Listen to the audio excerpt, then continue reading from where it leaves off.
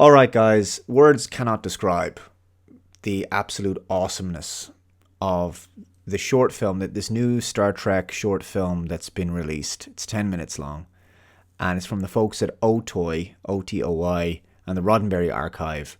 It's called Unification, 765874. That's the service number of the character of Yeoman, J.M. Colt, Yeoman Colt from The Cage. Her character was also in Star Trek, the motion picture, the book, Roddenberry's original novelization of the story, which included some timey-wimey stuff. She encountered an artifact. She saw the future. She saw different times. This was depicted in a previous Otoy Roddenberry Archive short film called Memory Wall. Spock mind melded with her, and he had premonitions of the future. He had premonitions of the death of Captain Kirk in Generations. He saw his future self standing on the top of the mountain on Viridian 3. They showed us that in the short film Regeneration, which you probably remember. So a lot of people find these films quite esoteric, but there is an explanation, and it incorporates comic books. It incorporates expanded universe content, some novels as well, a whole host of things. It is very esoteric, but it also incorporates a little bit of Star Trek Picard season 3 in this latest one, which is that it appears as if these screens look similar to those that we saw at the Daystrom station in Picard season 3. What they've done here is just unbelievable. You have to go and watch this. It seems as if Kirk has been resurrected and he's in the future. And so CGI, some deep fake, bit of AI in there is used to recreate his face, and he's actually physically being portrayed by the actor Sam Witwer. This is just off the scale. It's off the scale what you're seeing here. So this is post Generations, and Kirk meets with Saavik, played by Robin Curtis. And then she introduces him to the character of Yor. This is just unreal. It's just perfect. The technology is there to do something like this now. So she introduces him to Yor. Now, for those people who don't know, this is actually a character from Star Trek Discovery. He's an alien who came originally from the Kelvin timeline. Sometime, I think, after Into Darkness. I could be wrong. I'm not exactly sure where he came from, and at some point he was transported into the Prime timeline. But anyway, I guess he helps Kirk cross over into that universe.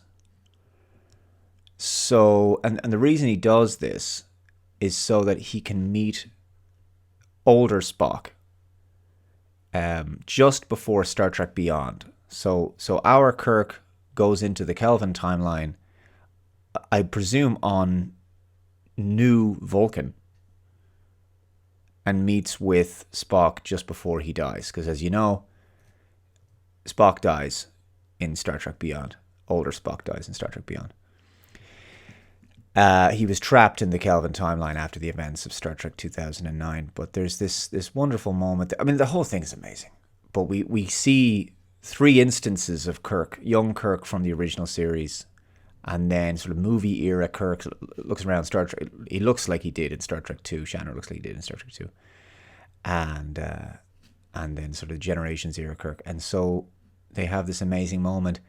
And it absolutely is the Kelvin timeline Spock, because not just because of the makeup incidentally, the man playing him is Lawrence Selleck again.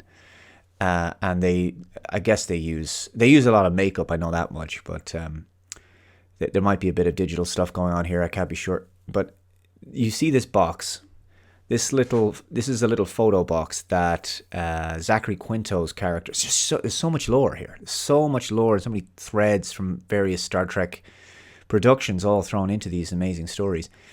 And this was, you remember the end of Star Trek Beyond, he opens this and he sees the photograph of the original series crew. It's actually a photo from Star Trek V, The Final Frontier. So they have this wonderful moment, and he takes his hand, and they look out over the sunrise. I guess this is on New Vulcan, and just what was achieved here is incredible. Now the cast is listed as William Shatner first. Now it's for Leonard Nimoy. It's dedicated to Leonard Nimoy. William Shatner, Sam Witwer, who plays Kirk physically, and then you've got and William Shatner incidentally was involved in this. He was a producer, executive producer, I think. Lawrence Selleck, Gary Lockwood, Robin Curtis. It's directed by Carlos Baena. I'm pronouncing that correctly. So the executive producers on this are Jules Orbach, Rod Roddenberry, who's the son of Gene Roddenberry, William Shatner, and Susan Bay Nimoy, who was the wife of Leonard Nimoy. And there's a whole host of Trek alumni involved in this production. You can see that. Check out the credits there at the end. And it is licensed by Paramount. Now, does that necessarily mean that these events are canon? Well, lots of things are licensed by Paramount in the sense that expanded universe novels are licensed by Paramount. Doesn't necessarily mean they're canon, but I think it's canon. I think they're hinting that this is canon, especially because of what we saw at the Daystrom station and how this ties into that. I think it's absolutely canon because we have characters from canonical Star Trek appearing in this. It's a lot of people are genuinely moved to tears by what they're seeing. It's a reunion, not just between Kirk and Spock after so many years, after so many decades, but also it feels like a reunion spiritually between William Shatner and Leonard Nimoy. It is just incredible. I mean, it's like it's coming face to face with your childhood again. I mean, I was what, 11 when Star Trek Generations came out back in 1994. That whole era, sort of mid 1990s, basically from motion picture up to that point. I mean, I think that was just the absolute golden era of Star Trek, probably right up to about maybe 2001 or 2. Robin Curtis is in it as well, and I saw an interview with her. You can see interviews on the channel, Otoy channel. She got very emotional coming back to play the character again. Now, there is one small criticism I will say, but it doesn't detract from your enjoyment of it. This is me being maybe a bit greedy here. I would have liked if there had been dialogue. William Shatner maybe could have done a line of dialogue. Maybe they felt his voice was too old. Maybe they couldn't get the lip syncing right because, with CG and everything, maybe they felt that it mightn't work so well. Maybe it just wasn't needed. It is very emotional and very emotionally evocative even without the dialogue. They do use some voiceover archive from Star Trek II of Shatner from back then, and it works very well. It's a line of dialogue. He's talking about Genesis, the Genesis planet. But they could have done some AI dialogue, I guess. I mean, they can make anyone say anything these days, so they could have done that. But they didn't. That wasn't the choice, and it wasn't actually necessary. Although there are several moments where it looks like someone's going to say something and then they don't. Of course, Robin Curtis could have. I mean, they could have given her something to say. She doesn't actually say anything. But even just with their looks, their micro expressions, I mean, there's a lot said without saying anything. A great deal of emotion is communicated with just their facial expressions. So Unification is, I don't know if they're going to do any more after this, but boy, I mean, if the Star Trek franchise was made in with this level of love and attention and with this direction, my oh my, it would definitely be something. It's breathtaking. It's really incredible what's been done here. Kirk is back. I think that's pretty clear. they could go anywhere with this in the future. I mean, they just need body doubles for the actors and permission then to use their digital likeness. I've got the heebie-jeebies about bringing people back from the dead using CG and that sort of thing. But if the actor is already alive and it's just a question of de-aging or licensing a younger digital likeness, that sort of thing, why not? If it can be done, they could tell new stories with Kirk. If for nothing else, if you're dissatisfied with the ending of Generations, this is a small vignette that really makes up for that, for Kirk's death.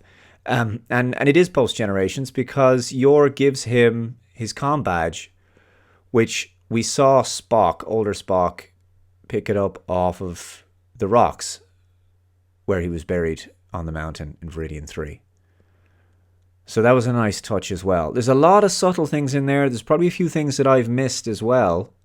And some people have picked up on a lot of things because there's an enormous amount of, like I say, tie-ins to Star Trek lore, to other books and comic books and different things. And they just did an unbelievable job with it. Everyone involved should be tremendously proud of what they achieved here. And, Star Trek changed in 2009. And I felt it was very divorced from the canon and the stories and the characters that I knew and cared about. And then Discovery came along, and I wasn't too pleased with that. And then there was this, and Star Trek Picard season 3 gave us some of what we liked about the old Star Trek. But this is the first time in a very long time where you genuinely feel it's Star Trek again. Where it just feels like it transports you right back to the Star Trek that we knew and loved and that we always wanted. And it does it in a very deeply respectful way. And the technology is off the scale now, what they can do. Now, I just want to take you to the Otoy website here because this is amazing. The extra stuff, the supplementary work that they've done around these projects has been incredible. So they've released an article about the film, and we can see here the cast. So left to right, Robin Curtis, who of course played Saavik. She returns to play Saavik. She also played the character in Star Trek 3 and 4. William Shatner, and then we have Lawrence Selleck, who, as I say, is a stand-in for Spock, and Mahe Taisa, I may not pronounce that correctly. She plays J.M. Colt, and she's very like the original actress who played her as well. And so this is what the Roddenberry Archive and Otoy have done. They're just incredible techniques in recreating the look and feel of the original series and the movies. And so you look at this and you go, oh, this must be a picture from Star Trek the Motion Picture. No, they made this. Like, this is their creation. All of this is their creation. And there's some background here. So Robin Curtis, I guess she returned to do a few extra supplementary things, short pieces and these stills, because we learned that Spock and herself actually married. They had a child together. He appears in the film. I just want to scroll down here a little bit to give you a few more things. Yes, so Gary Lockwood actually, he returned. He's an old man now. He came back and performed a small scene playing Gary Mitchell. He played Gary Mitchell in Where No Man Has Gone Before. And so they put, I guess, CGI on him. They de-aged him. And you can see here that they made so many references to comic books and novels that they draw on for the story. Behind the scenes images, really amazing. Incidentally, you can see here that J.M. Colt, she is wearing a Kelvin timeline uniform. So obviously she's done some time traveling, I guess. So that's the location. And I found some of these images really interesting, absolutely fascinating. So there's Arix, You remember Arix from the animated series. But let's have a look at some of this. Look at this. Look at this. You would swear this was like from some deleted scene or publicity shot from the motion picture, but it's not. That's Lawrence Selleck, and that's another actor, I guess, as William Shatner as Kirk. It's amazing how they did this. This is Robin Curtis returning, and I guess de-aged. You can see it here. I mean, look at this. This is just perfect.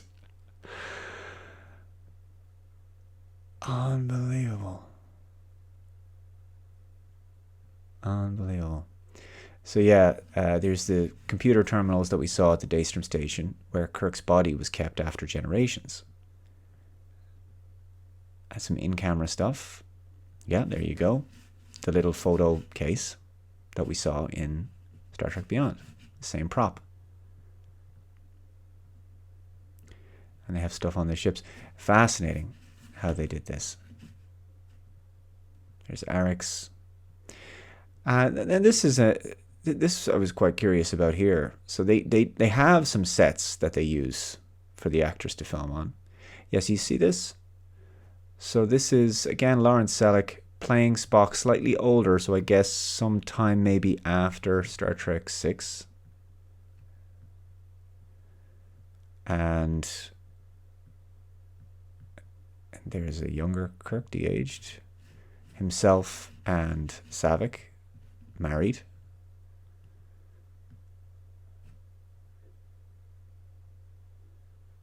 And this, the lighting and everything is perfect. This is supposed to be, I think, around Star Trek 6, The Undiscovered Country. The set indicates that alone, as does the lighting, as does the presence of the clock, but also the uniform and how the actors look.